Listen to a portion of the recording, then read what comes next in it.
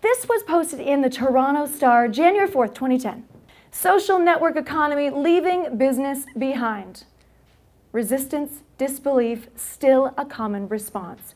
That's why we're here today, this resistance, this disbelief, that we're moving into social media and less into the traditional forms of advertising, like newspapers, radios, magazines, and such. Right? So, and this is really part and parcel why Perth County wanted to have this initiative, wants to get people more involved and informed and up to date with what's called Web 2.0. Anybody know anybody heard that lingo, Web 2.0? That's where we're at right now. It is about participation by you, the consumers, or you, the advertisers. It is about empowering you to participate in conversations. And then, how many have heard about 3.0? Okay, anybody go to the Canada 3.0 conference last year at the Rotary Complex? Okay, a few people went to that. So the shift from 2.0 or 2.0 to 3.0 is going really away from your computers, stationary in your homes, or your laptops into a keyboardless world of all mobility. It's all about mobile phones. So 2.0 to 3.0, digital media, and it is moving at a very fast and rapid rate. What you will notice by the end of our presentation today is that we will soon, we're not that far off from this Jetson reality. Anybody, you know, as a kid, you watched the Jetsons cartoon? We created this, we thought these out, we dreamed about these things like Star Trek and Deep Space Nine and all of this, but now we're making these things come true. And we're not that far off from what we would call an augmented reality. So at the end of this session today, I'm going to show you some examples of the power that 3.0, where it's going, and the power that we will have in your mobile phones, if it's your iPhone or whatever the case may be. But that's where we're going. So we want to catch you all up, let you know about what this tool, how to use it, and how it can help you personally, professionally, or even socially. Okay, so let's get started. So, pop quiz for you this morning. Which country has the highest percentage, do you think, of the people using the internet? Survey says Canada. Now, because it's not by population, it's by the percentage of that population online, using the internet. So 72% of us Canadians are actively online. Put that into perspective for you. That's 2/3 of the population. That's 2/3 of an untapped market that you may not have had the potential to reach. The power of social media, you can reach people at a very rapid rate, and it has a mind of its own in the sense that you can't call your friends as fast as word can travel on the internet. Even if you're on the phone 24/7, you can't reach as many people as quickly as this message is passed. Next question for you. I know you're going to all get this correct. On a weekly basis, which medium do 18 to 24 and 25 to 30-year-olds spend the most of their time on? Yeah, as if I had to even ask, right? Internet, yes. But what I want to point out to you are the stats, the percentage points, okay? So start off with 25 to 34-year-olds, 33%.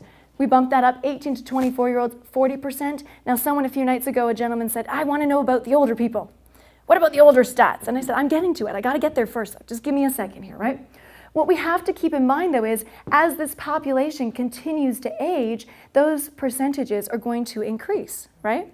So where is the number one medium that our future consumers are going to find their information on?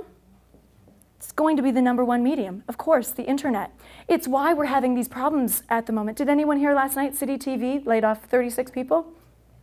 Across the board. So, even in Vancouver, lost their 6 o'clock news. Weekend shows are being taken away. Toronto, 36 jobs, some anchors, some camera people. I mean, there is this shift. Why? People are going to the internet for a lot of their information. Even, do you notice, let's say you missed your favorite television show, right? Maybe you missed Grey's Anatomy last week. What does CTV tell you to do if you missed it? Go to ctv.ca for your latest episode. And so what is eventually going to happen, this is where this shift is taking place. Your television watching habits, your television programming habits are eventually going to come off of the internet. Your television, those flat screen TVs, now that you can purchase at decent prices, they have the little connectors in the side to plug your laptops or your computers into them. They're going to become basically glorified projectors.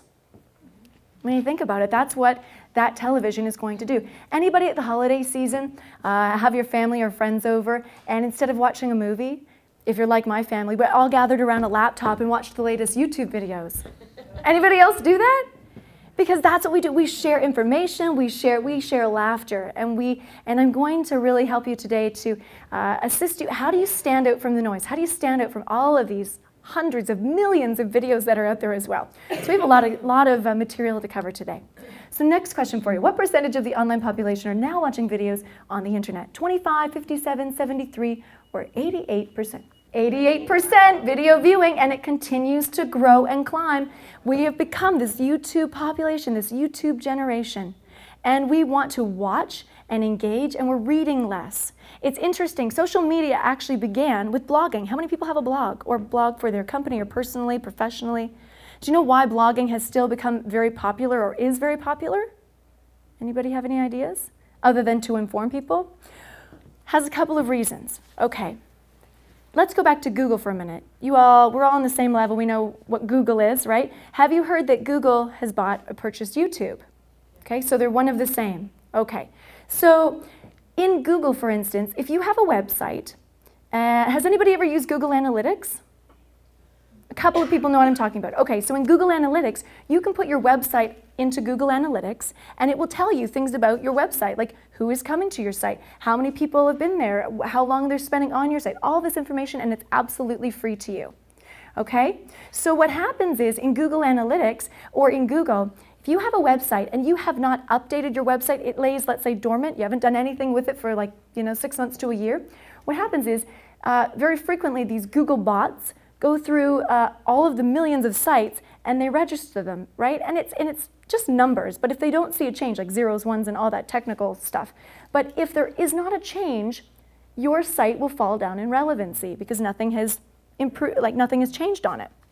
Blogging helps to alleviate that because if you are writing something and updating your website, boom, it's constantly being changed and altered, and it remains up in the higher rankings in Google. So if someone types in your name or searches for something to do with your type of work or your industry or job sector, chances are you'll find it up higher.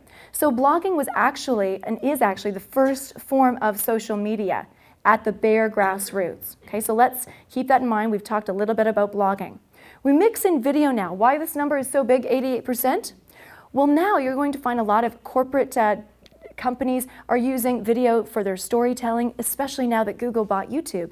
Because now what happens is, has anybody uploaded videos of their own to the net, to YouTube? Okay, so a handful, very small percentage. When you're uploading your video, for instance, you want people to find it, right? So how are they going to find it? You're going to do something called tagging. So search words. So if you are doing a video about painting stripes on your wall, whatever it might be, so you might put in the name of your company, painting stripes, all the technical words that you might know that someone is looking for, right? Because you want someone to stumble upon you.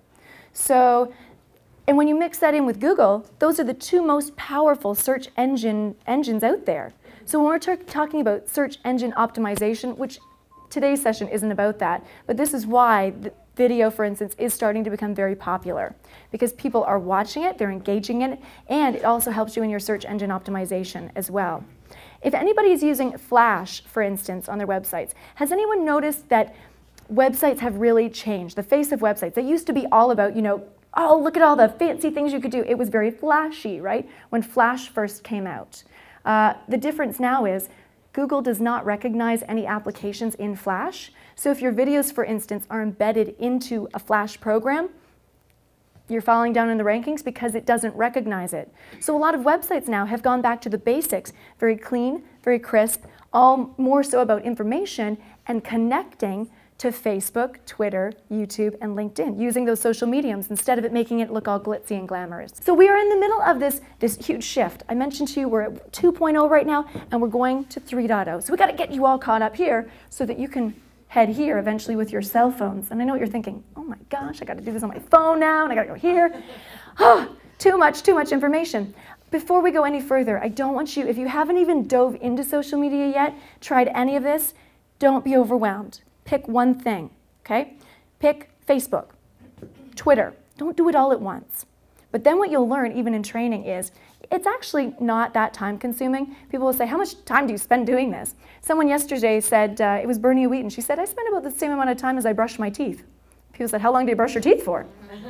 And I said, well, they're pretty white. So but it's, you know, 3 times a day, a couple minutes a day, it's really not that time consuming. And there are applications that can do the work for you, in the sense that if you, let's say you're on Facebook, you're updating your status, there are links in the settings, you can check things off that can send the same message out from Facebook to Twitter, to LinkedIn. But what you're doing is you're reaching different groups of people.